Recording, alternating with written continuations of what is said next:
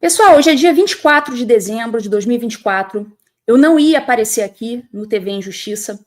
Eu ia, só curtir o meu Natal. Passei o dia hoje na cozinha, fazendo maionese, fazendo arroz colorido, com passas. E, infelizmente, nem todo mundo vai ter essa oportunidade de fazer isso que eu fiz hoje. Embora eu tenha ficado fazendo isso, eu fiquei com o coração apertado o dia inteiro pensando no Daniel Silveira.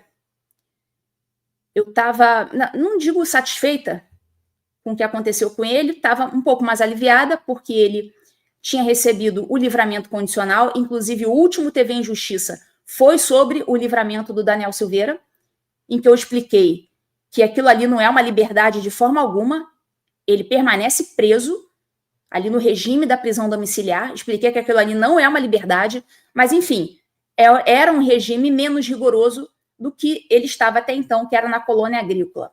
Beleza, ia passar o Natal em casa e tudo bem. E hoje todo mundo foi surpreendido com a nova prisão do Daniel Silveira. E quando a gente foi ver o que aconteceu, a gente viu que o advogado justificou que o Daniel teve um problema de saúde, precisou se deslocar até um hospital, um posto médico, e por ele ter chegado depois do horário estabelecido para o retorno dele, de 10 da noite às 6 da manhã, salvo engano.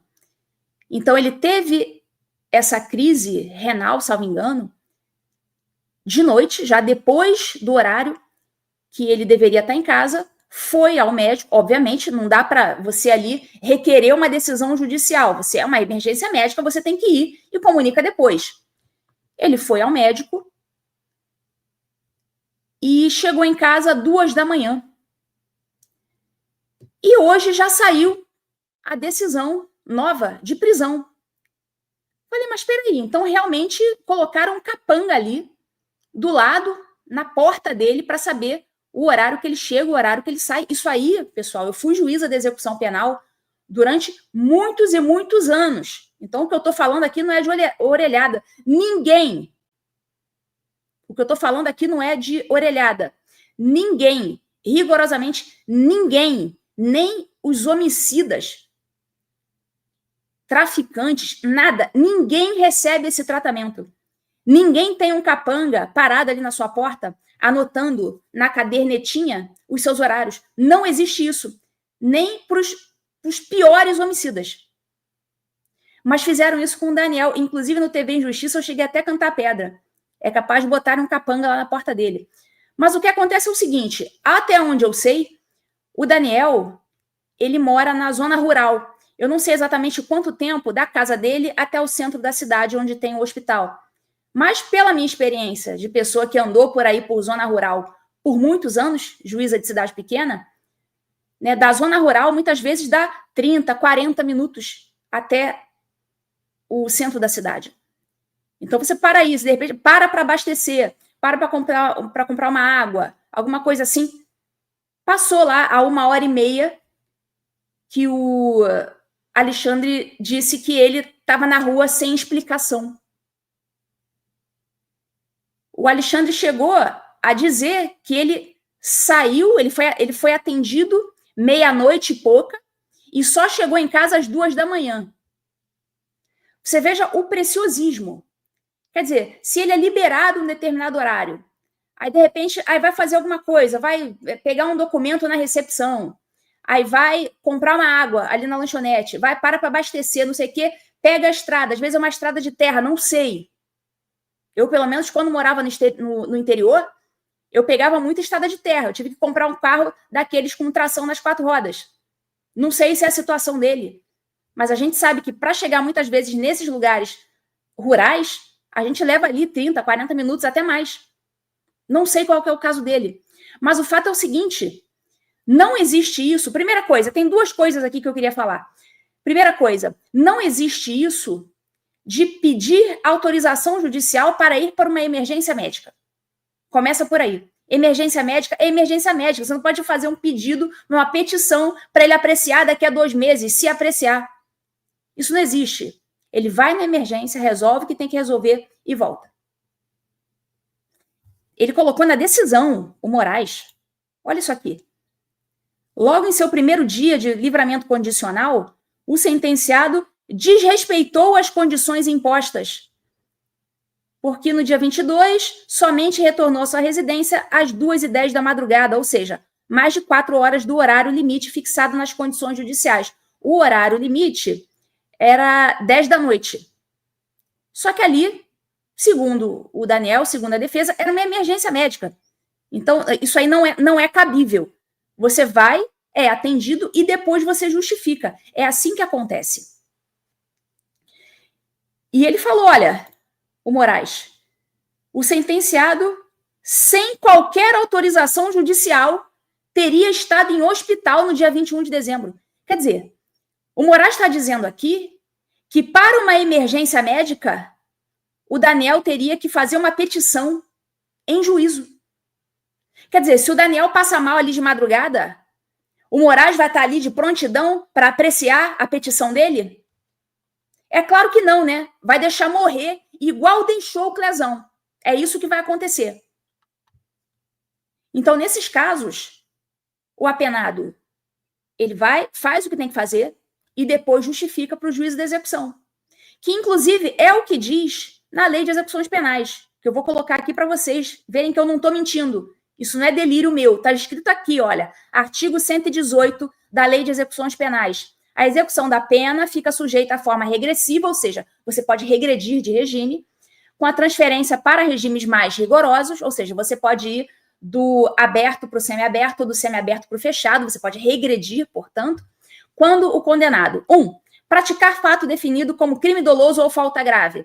Nesse caso, o descumprimento das medidas cautelares impostas para o livramento condicional seria considerado o descumprimento uma falta grave. Só que olha o que está escrito lá no parágrafo 2º, lá embaixo, coloquei de vermelho.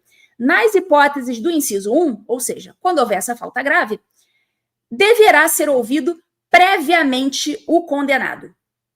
Então, o que era para o Moraes ter feito? Primeiro que não era para o Daniel estar preso coisíssima nenhuma. Só estou dizendo aqui, por amor ao debate, para vocês saberem o absurdo de tudo.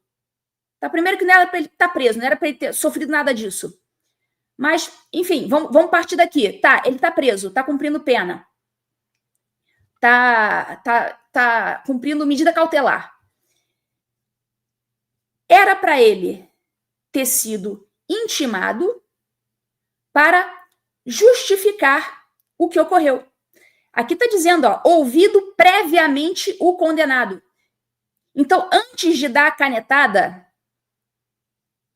jogando o cara no calabouço novamente, era para ele ter intimado para explicações. Aí ele ia receber a explicação. Simples assim. Ele tinha que ser intimado previamente para se justificar e não sair tomando canetada assim.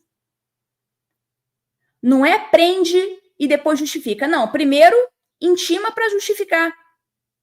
E depois ele vai analisar aquela justificativa para saber se ela procede, se ela é razoável ou se ela não é razoável. Mas tudo isso aqui que eu estou falando, pessoal, é óbvio, eu sempre faço esse disclaimer. É claro que eu estou falando do direito e o Brasil não tem mais direito.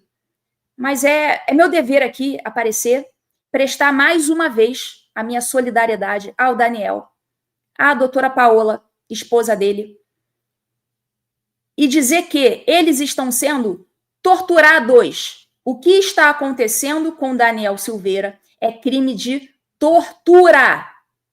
Inclusive, ontem mesmo à noite, coincidentemente, eu dei uma aula do meu clube do livro chamado Ponerologia, Psicopatas no Poder. Uma aula de 2 horas. Eu tô com esse livro na cabeça porque eu dei aula ontem à noite sobre ele. Aí, quando eu acordo, eu vejo essa decisão. A primeira coisa que eu fiz foi remeter meu pensamento ao livro. Porque tem todos os requisitos ali da psicopatia. O Brasil está nas mãos de psicopatas. Bom, eu apesar de tudo que está acontecendo, desejo um bom Natal para vocês. Eu certamente vou ter um bom Natal hoje, graças a Deus. Deus me preservou disso. Hoje eu estou a salvo aqui na América. Mas milhares de pessoas não estão.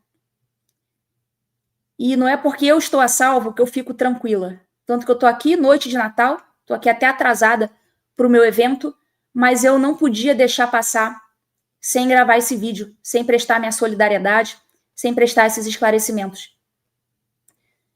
Bom, a vocês um bom Natal, apesar de tudo, e eu peço para que vocês rezem pelo Daniel, pela doutora Paola e pelo Brasil, para que Deus tenha misericórdia do nosso amigo Daniel Silveira e faça justiça quanto a Alexandre de Moraes.